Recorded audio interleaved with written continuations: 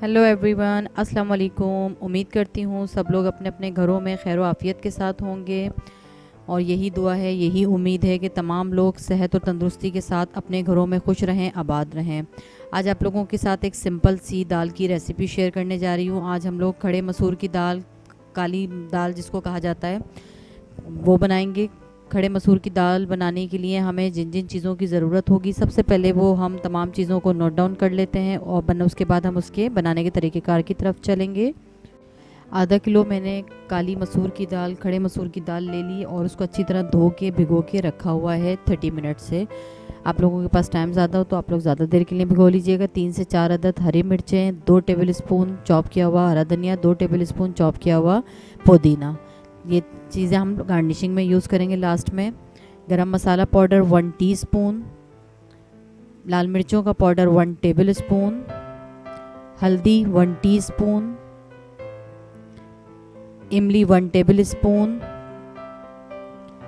कड़ी पत्ता ये 20 से 25 ले लेंगे, कुकिंग में भी यूज़ करेंगे और लास्ट में जो हम तड़का लगाएंगे उसमें भी यूज़ करेंगे। ज़ीरा तड़के में यूज़ करेंगे 1 टेबल स्पून। लहसुन और अदरक दोनों का पेस्ट मैंने 1 टेबल स्पून लिया है और एक साथ दोनों को रखा हुआ है। धनिया 1 टेबल स्पून, नमक अपने जायके के मुताबिक, 10 से 12 अदद लहसुन के जवे। आप लोगों को अगर ज़्यादा पसंद है आप लोग उस हिसाब से यूज़ कर लीजिएगा। इसको हम जो है तड़के में यूज़ करेंगे। 10 से 12 अदद गोल साबुत लाल मिर्च, ये भी तड़के में यूज़ होगी। एक बड़े साइज़ की प्याज लेके इसको मैंने स्लाइस में कट कर लिया। 3 बड़े साइज़ के टमाटर लेके और इसको मैंने रफली कट कर लिया। अच्छा, जो मसाले हैं उनको आप कम ज़्यादा अपने हिसाब से कर सकते हैं।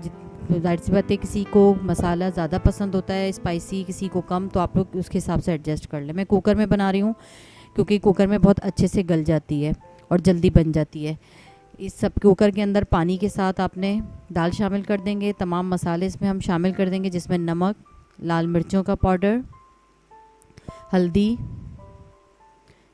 इमली, इसमें इमली का बहुत अच्छा फ्लेवर आता है, धनिया पाउडर, लहसुन और अदरक दोनों का पेस्ट, कड़ी पत्ता जो हमने लिया था आधा मैंने रख दिया तड़के के लिए, आधा मैं इसमें यूज़ कर रही हूँ। गरम मसाला पाउडर आधा मैंने अभी शामिल किया, आधा हम लास्ट में जब हमारी दाल तैयार होगी जब शामिल करेंगे। हरी मिर्चें हम अभी शामिल कर देंगे इसके अंदर। प्याज, टमाटर, तमाम चीज़ें शामिल करने के बाद इसको हम अच्छे से मिक्स कर लेंगे। मिक्स करने के बाद इसको हम कुकर को बंद कर देंगे। तकरीबन 30 से 35 मिनट के लिए हम इसको बंद कर देंगे। पानी आप लोग अपने हिसाब से शामिल कर दीजिएगा इसमें, जितना आप लोगों को इसको दाल को रखना है। रोटी के साथ खानी है तो थोड़ी थिक रहेगी, और अगर आपने चावल के साथ यूज़ करनी है तो चावल के साथ खाएंगे तो थोड़ा इसको हम पतला रखेंगे। अब ये तमाम मसाले शामिल करने के बाद मैं इसको 30 से 35 मिनट के लिए कुकर को बंद कर दूँगी और मीडियम फ्लेम पर इसको मैं फिर गलने के लिए छोड़ दूँगी। अच्छे से जब हमारी दाल का लेस निकल के आ जाएगा तो हमारी दाल तैयार हो जाएगी। अच्छा, ये देख सकते हैं दाल हमारी तैयार हो गई है। इसका कितना ज़बरदस्त सा लेस निकल के आ चुका है। और अब हम इसके अंदर अपने बाकी के मसाले शामिल करेंगे। क्योंकि मैंने इसको राइस के साथ बनाया है तो इसलिए मैं इसको थोड़ा पतला रखूँगी दाल को, और ठंडी होने के बाद मज़ीद थिक होती है ये दाल। अब ये जो हमारा गरम मसाला पाउडर बाकी का जो मैंने बचा के रखा था वो मैंने इसमें शामिल कर दिया। इसी के साथ मैं इसके अंदर चॉप किया हुआ हरा धनिया और पुदीना दोनों चीज़ें शामिल कर दूँगी। अब इसको मैं एक साइड पर रख दूँगी क्योंकि अब हम इसके लिए तड़का तैयार करेंगे।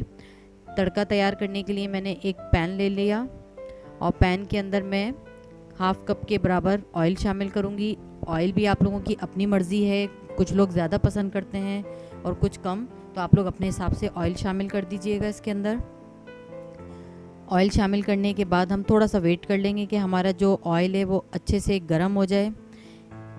जैसे ही हमारा ऑयल थोड़ा सा गर्म हो जाएगा तो हम इसके अंदर जो हमने चॉप किया हुआ लहसुन है वो शामिल कर देंगे। इसी के साथ हम इसके अंदर जो हमारी गोल साबुत लाल मिर्च है वो शामिल कर देंगे और इसको थोड़ा सा हम इसको अच्छे से फ्राई होने देंगे।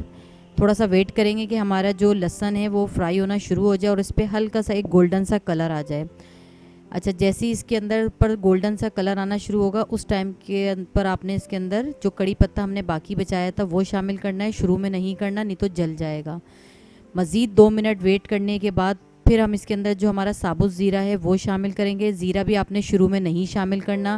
اگر زیرہ بہت زیادہ فرائی ہو جاتا ہے, پک جاتا ہے, تو اس میں کڑواہٹ آ جاتی ہے اور اس بہت ڈارک کلر میں ہو جاتا ہے.